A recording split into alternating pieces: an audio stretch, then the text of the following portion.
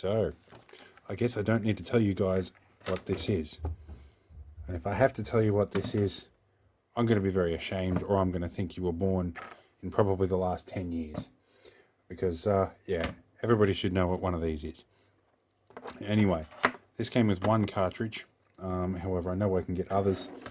But if this works, and my apprentice takes a liking to it, we might buy an ED64 cartridge and actually get all the games on one 8GB SD card. My, how the times have changed. Now, once upon a time I used to work for Game Traders, and one of the things I did do was change and replace a lot of these sticks. In fact, I made 1 out of 2 or 3 or 4 a lot of the time, whenever we found a control with a good stick. So yeah, from there, I guess what we're going to do is open this up and have a look. I'm going to inspect the inside of this cartridge, if for nothing else that I found my set of game bits. Well, these are special cartridge driver bits designed for the special cartridge screws. And we'll just give this a general look over and see if it fires up. Alright, so I've got everything hooked up. It's plugged into mains. The power supply didn't explode, so we know the capacitors are good. And all of this stuff was pre-capacitor plague. It's good. Now, before, I did learn one thing when I was fixing these in the past, that if you test them for the first time, it's best to turn them on before you put the cartridge in. So if something's wrong, you don't kill the cartridge too. But we have a good red light here. No magic smoke has emitted from the device. So let's put our cartridge in, push in like that. We'll turn on in a moment, but we're going to spin round and take a look at the screen. And I'm sorry I don't have the video capture equipment on my person right now, so this will be a sketchy kind of view. Alright, so you can see me reflecting in the background here, and you can see I'm not using a tripod, so I hope motion stabilization does this. Alright, good sign. Ahaha! Oh, I'd forgotten how quick these things come up. Take that, modern Xboxes. Alright, we're doing pretty well. Oh, I need some sound. There we go.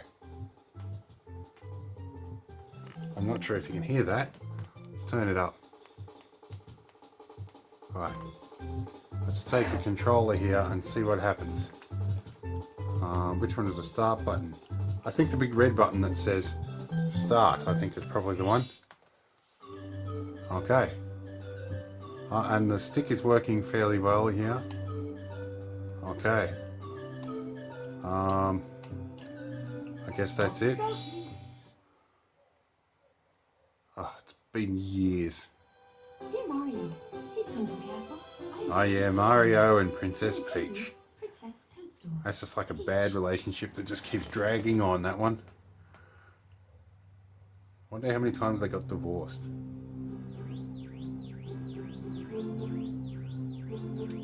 It seems kind of ironic to record this in 4K, considering the original resolution. Well, I think it's safe to say this works. So I think now what we need to do is do a bit of cleaning up. Although I'm going to be curious here for a minute. When do we actually land? Alright, come on. Okay, can we move him yet? Alright. Yep, okay. Yeah, we get it. A and B to attack. Good. Now, we want to walk around. Okay, stick goes forward. Stick goes left. Stick goes right. And stick goes backwards. Alright, so all 4 axes work well. Let's try the intermediaries. Diagonals. That's good. Okay, now. Okay, so the buttons seem to be working pretty well. What about the D-pad? Oh, I nearly dropped it. D-pad. D-pad's working. Okay, and yep, so it looks like all buttons on the control work very well. I think I'll give it a bit of a lube up. Alright, so let's shut this down. And yeah, we'll give it a bit of a clean and a service with some contact cleaner and just have a look inside for anything that might be about to go. We might even check the cartridge for a battery. Now, in a normal situation with a memory slot, I'd remove that and put some contact cleaner on the contacts and put it back in again.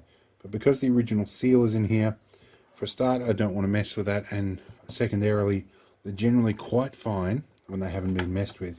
It's when people open them up and blow on them or put their fingers on it, and the acids and stuff from there tend to cause it to corrode. Same thing goes with the cartridges, although this is in actually immaculate condition. I won't put too much in it. The very first thing I'm going to do first is turn the power off. Okay, that's the power disconnected. So, and the connections for this sometimes pack up. The very first thing though I like to do is get some PTFE dry lube into this, of which we have a little bit here, and we'll nick the tube off this. Oh, I'm spraying some all over the workplace. Cool. Now I just put a little tiny bit in here, work it in while it's wet, and then we let it dry for a bit. That will soften up the movement of that, and sometimes just the tiniest little squirt just in here. You don't need to do much, and it just improves the fluid movement of these buttons. It makes the whole thing feel just that little bit smoother and newer. Although this is probably I was thinking PLA plastic, but it's probably ABS plastic, because I think is what they make these out of. They work very well. And before you worry, this little mark will clean that off in a little bit. But yeah, already that stick feels better. Yep, that's functional. So if my apprentice takes to this, then I'll probably buy a few bits for it. Oh yeah, and these controls here need a little bit in here. Just ever so tiny amount. You don't really need much of this PTFE stuff. This is essentially liquid Teflon. That's what we're putting in here. Now, sometimes because these are constantly exposed to the air too, they can develop corrosion. And there is a bit of dust, and I see a green terminal in there. So we're going to change our tube over to some electrical cleaning solvent. You can get this stuff at JCar. It's magic stuff. And I'm just going to prime the tube a bit. Just going to run that down the contacts in here and blow a bit of the crap out of there. So that's good. And I do that to most of the contacts. This stuff is plastic safe. It actually says that on here somewhere, I think. Anyway, I'm going to give the connector a quick little squirt. And when that dries, I'll put a little bit of PTFE around here. Same thing with the sockets here. Just a little bit. Again, don't need to go nuts with it. The power supply contacts I'm going to leave alone, but the AV contacts are regularly used, so just a little squirt. And this stuff can be kind of acidic, so go just gentle with it. Alright, so now I'm going to remove power supply. Look, those are really shiny, clean contacts. I don't think I'm going to touch them. If it's not broken, don't fix it.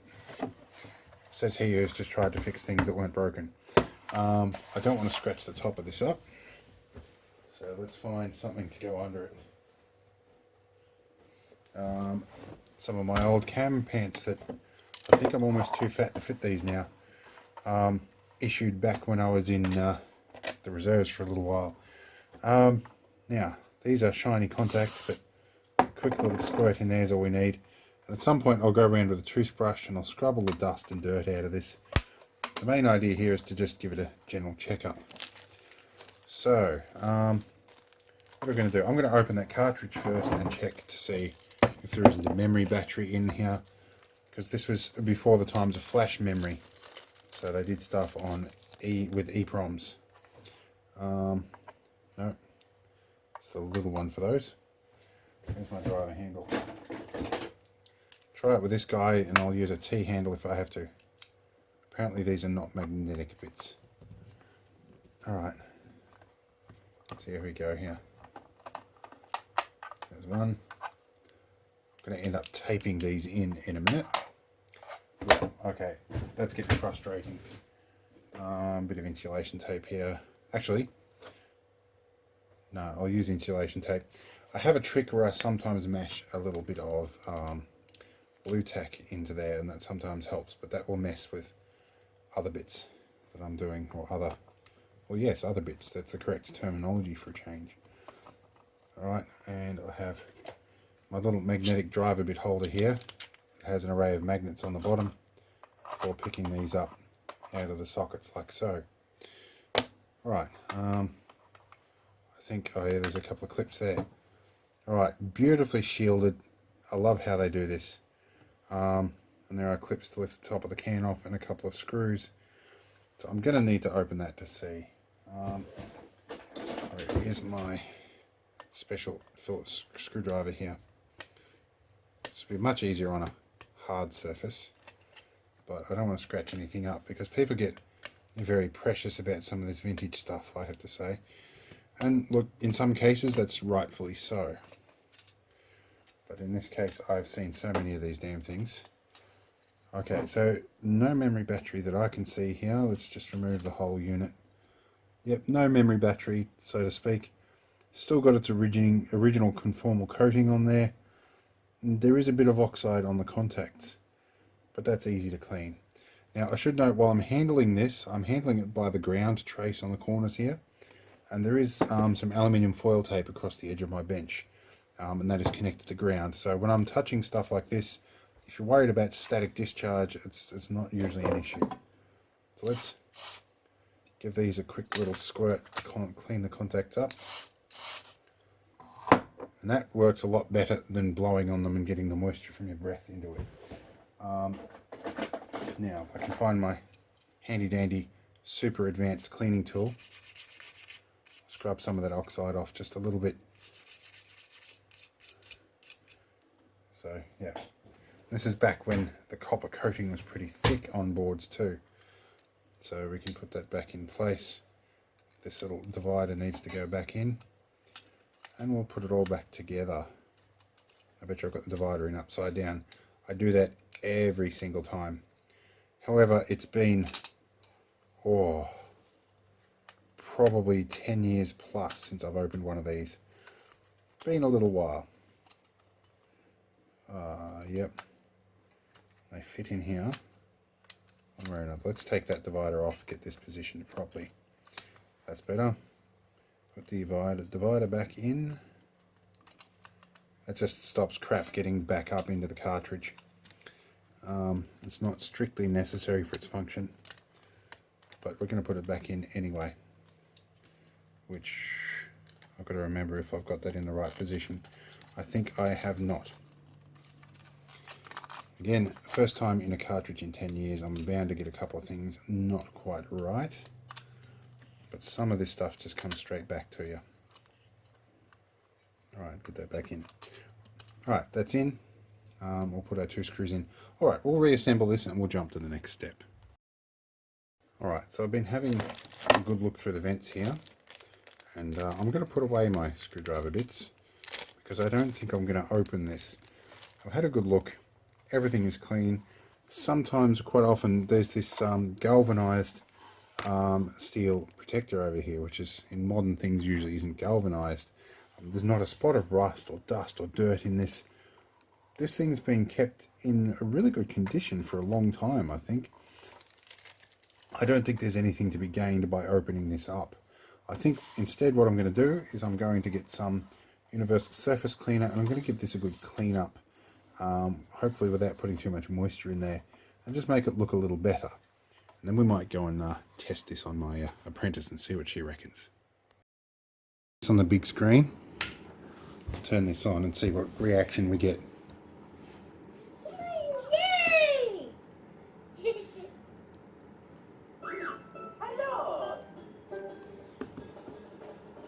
Hello.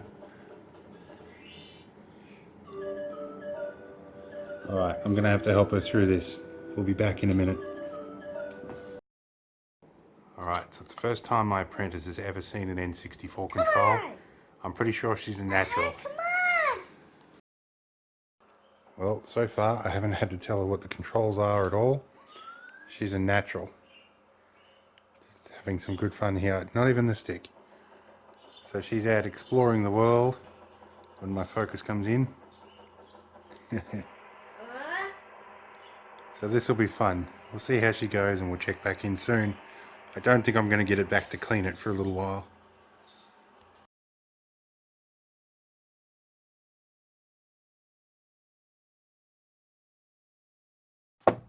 Okay, so a strange white box showed up. And I think I know what this is. If it is, it's something I've been saving up for quite some time. And my apprentice is going to be pretty nuts about this. So let's see. Let's see if this is... Oh, yes, I think it is. I really think it is. Haha. Haha. Haha. It's an EverDrive 64 cartridge. These things are expensive little critters. They've got an SD card slot in the top. This is a slightly earlier model, developed in the Ukraine. It takes a standard size SD, but that's alright. Well, I've got a whole bunch of things to try out on this very shortly. This will be really, really good. Alright, well, I'm in the process of loading all these onto an SD card. All these different ROMs. Down to FIFA, probably the ones I won't be playing. Now, for those of you who are new to these, like me, the ED64 needs a folder labeled ED64, and within that, you load the current operating system version, which I got from a website here, the manufacturers, and I found the latest one at the moment would be version 2.13, because this is an EverDrive cartridge 2.5, one of the older ones. Not the new version 7, I think there is. There's a few of them out there. But anyway, I'm going to be here for a little bit, about 3 more minutes. Okay, so at first attempt, it didn't work. So I decided to open it up and have a look. And sure enough, the unit was set to NTSC. Excuse the language, a bit slurred today. I had to switch it to PAL mode, which is I have a PAL mode unit. So I'm going to try this again, and then I'm going to try reformatting the card and mucking around. Well, my apprentice was the first to discover that it works, and she's found Diddy Kong Racing. She's getting pretty good at reading this one. Now, I've got some horrible ghosting artifacts and some pretty horrible video on this at the moment, but I think that could be some componentry or some contacts. Gonna do a bit of homework and see if I can clean it up. But for now, that's working pretty well. Okay, so now that this thing's been in operation a few days and we know that the cartridge is going to work, my apprentice found it. We need to do something about that ghosting on the video. I'm not quite sure exactly what's causing it, but I'm going to at least try and reflow the connections to the back and see if there's anything untoward in the video section. I have found some diagrams that give me an idea of where to look. So we're going to pop the cover off this and see what's in there. And I've got a never removed jumper pack in here as well. So yeah, we'll get into this and see if we can improve that output, and we'll clean off some of the sticky crap off here as well. An example of the fancy tools I have to have laying around for some of these things. I have to have game bit drivers, but I guess if you've seen the title in N64, you probably expect to see this sort of stuff. And if you're familiar with my channel, you know I'm going to pull things apart. So, let's get this open and see what we can do about the video section. So we've got the main board out. It's the only thing in there. And removed the heatsink off the top as well. And we've got a few RF shields to remove here. A little bit of work to do, but we'll get there. Now this one, I think, actually just comes off very gently. Alright, now there's our 3 main heat sinks in here. Big aluminium dies. That's how it should be done. Although I think there's more efficient ways these days. I might even put a blue LED in there if I can fix everything else, but priority is the AV connector over the side here. And we want to take this rear RF shield off as well. And now, to the observant person over the back here, there's an aluminium strip that's grounded. So as I rest my arm on that, I'm statically grounding myself. Now, we have our video outputs along here. I'm going to reflow these and see if I get any better results. I'm going to give everything just a general clean up and get some dust and grime off it. It looks like there's been a little bit of liquid damage, although that could be a bit of flux from the hand soldering on these sections as well. But we'll give it a bit of clean up anyway, and we'll see what kind of results we can get out of this. Right, and normally I would get the microscope out to show you this in action, but I'm lazy today and I've been having a bit of a hard time, so I'm just going to do this straight on normal camera, and we're going to get a fresh bit of lead based solder in this, although I think this was back in the lead days before lead free solder became a thing. So this stuff's actually flowing very nicely as is. That's our red channel, which I think has got a problem. I'm seeing most of the washouts seem to affect the red channel. So it looks pretty good. We'll give it a bit of a clean now that we've got some flux on there. A lot of people use isopropyl alcohol. I use an electronic cleaning solvent, which is similar to fluoxine. It gets a lot of that sort of stuff off there. And I have a recycled toothbrush here somewhere that I want to get into before it dries. I've already sort of dried off a bit. Give it a bit of a scrub. And up the back here. I'm going to reflow the power connections and the controllers and stuff. They're all usually the ones that take the main stresses and all the rest. So I'm going to continue to do that on the rest of them, and we'll be right back. During my inspection here, I've discovered that the pins along the edge of this, I think this is the main CPU here. Actually, I've got to look up the specs before I figure that out. Somebody will know better than me. Anyway, along here, there's a big pile of junk that has presumably come in through the cartridge port. It's building up on those pins. I dare say that probably won't be showstopper, but it might be affecting its signal quality slightly. There are a lot of ceramic caps in here, but I think when I get my reflow gun, I'll probably replace the capacitors. In the meantime, I'm just going to continue checking over stuff. This power button looks awfully dirty. I'll clean that up, or power switch. And then the back of here has got a bit of junk in here. So I'll continue cleaning and just carefully checking everything. And hopefully we'll get a better result out of this. I'm also going to get some of that cleaner into the cartridge slot as well. So I'm pretty well finished in here. I've cleaned everything up. I took the liberty of removing the old LED and putting in a blue one. The old one's intensity was a little down, and I wanted something fancy. It's about as far as I want to go with a mod on this for now, until I get the RGB mod in. But we'll see if we fix the video output. We'll reassemble everything and see what happens. So we've had a bit of a cleanup. My apprentice has noticed that this went missing. There is a tiny bit of paint splatter on the corner, I found out. But let's go see if our video ghosting problems have gone away. Yeah. Alright, so the lighting in here is horrible. We do have a little bit of ghosting in here. My apprentice has picked out something. You can probably see ever so carefully in the corner here, this red line. That hasn't gone away, but I'm not seeing so much colour separation. And the text is a lot more readable at the moment. We'll have to try, probably Diddy Kong Racing was our metric. But already that looks magnitudes of order better. There's still, yeah, you see here on the red channel, as I was saying, there's still a little bit of bleeding in the red channel. I'm not expecting this to look perfect, but the bleeding and the color separation is not normal for an N64. However, the blocky and the pixelation, yes, that's the low resolution.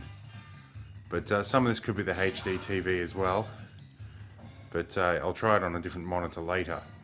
But for now, it's actually a lot more playable at least. Well, my apprentice, who's only 5, seems to think that F111s are fun to spiral into the ground. I hope she doesn't get hold of my bank account. She's going to be an expensive apprentice. Anyway, we'll keep moving on with this. But for now, I think that's about as good as we can do. And so, yeah, we're going to be happy. And this cartridge is going to have to disappear sometime between now and Christmas. Largely because that was intended to be a Christmas present. And we found it ahead of time. But again, at least this time she'll know what it is. Alright, we'll go all this quits, and I hope you enjoyed this one. This one was actually about 6 months in the making, by the way. It's taken quite a bit of time to get stuff together. And I'm also not rich, and these cartridges are bloody expensive. So yeah. Anyway, see you all next time. Have fun. You're going to say goodbye, apprentice? Hi, princess. Literal as always. See you later.